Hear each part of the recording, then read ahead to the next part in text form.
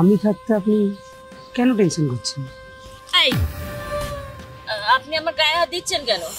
তুমি আমার মতন এরকম হট একটা মেয়েকে পেয়ে যদি সুযোগ নাও। Madam madam madam madam please চলো।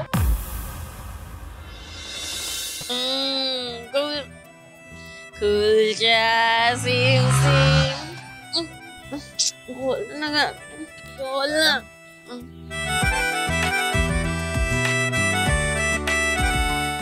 আজ বোধহয় ক্লাবে পার্টি একটু বেশি হয়ে গেছে, তাই না? ড্রিঙ্ক একটু বেশি করে ফেলেছে, কিন্তু ড্রিঙ্ক করে আপনি ড্রাইভ করবেন কি করে? আপনি একটা কাজ করতে পারেন, আপনি চাইলে আমি আপনাকে ড্রাইভ করে বাড়ি পর্যন্ত পৌঁছে দিতে পারি। আসলে ড্রিঙ্ক করে গাড়ি চালানো আইনত অপরাধ। বাবা, তুমি আমাকে গাড়ি চালিয়ে বাড়ি পৌঁছে দেবে?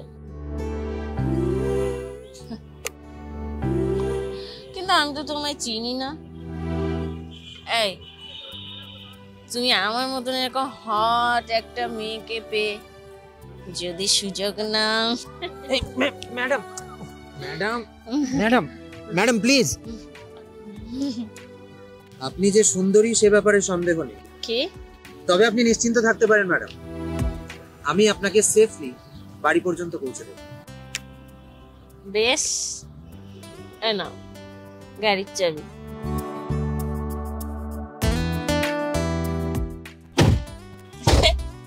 मैं शराबी मैं शराबी मैं शराबी मैं शराबी मैं शराबी मैं शराबी मैं शराबी ম্যাডাম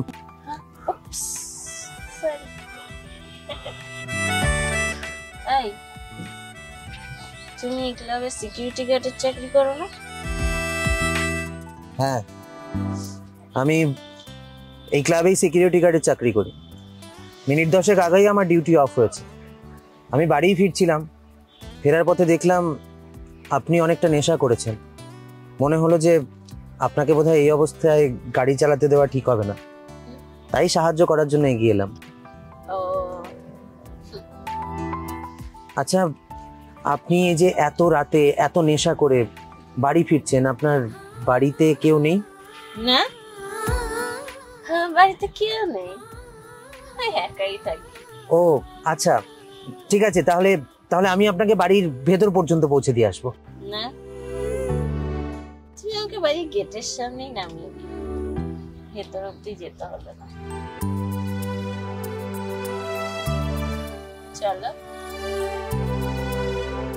ওকে।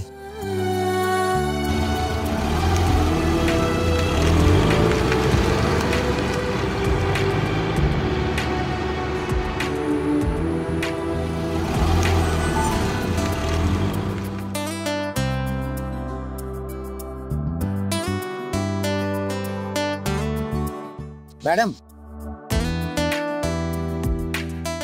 আপনার গাড়ি পার্ক করে দিয়েছি, এই চাবিটা। আপনি বললে আমি আপনাকে ফ্ল্যাটের ভেতর পর্যন্ত ছেড়ে দিয়ে আসতে পারি?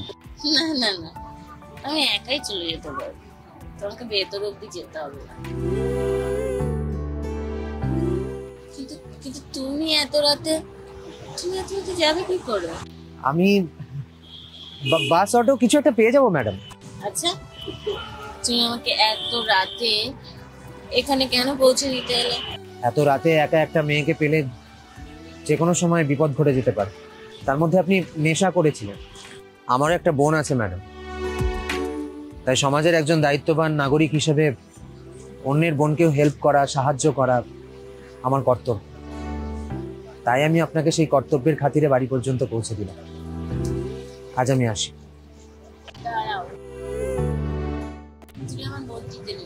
ম্যাডাম, আপনি নেশা করেছিলেন? না, করিনি।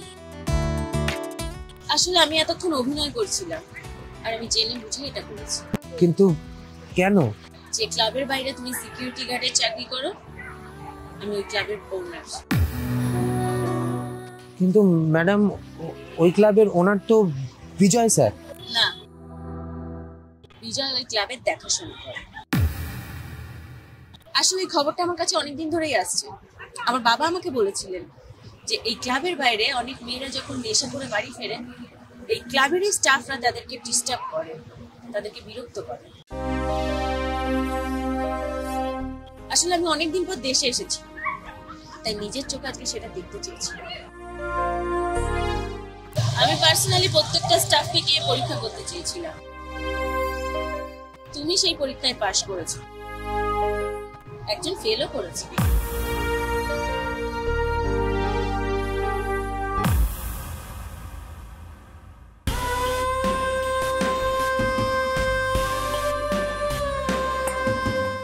আরে মালটা তো দেখছি পুরো মাতাল হয়ে গেছে। হ্যালো, আপনি একটু আগে পার্টি করছিলেন না? হ্যাঁ, আপনি এখানে বারটেন্ডার না? হ্যাঁ, আমি বারটেন্ডার। আপনি কি এখানে একাই আছেন? হ্যাঁ, কিন্তু কি করে বাড়ি যাবো এখন সেটাই বুঝতে পারছি না। আরে এত টেনশন করছেন কেন? আমি থাকতে আপনি কেন টেনশন করছেন? এই, আপনি আমার গায়ে হাত দিচ্ছেন কেন? দেখবেন এক্ষুনি সব লোকজন জড়ো করবো আমি।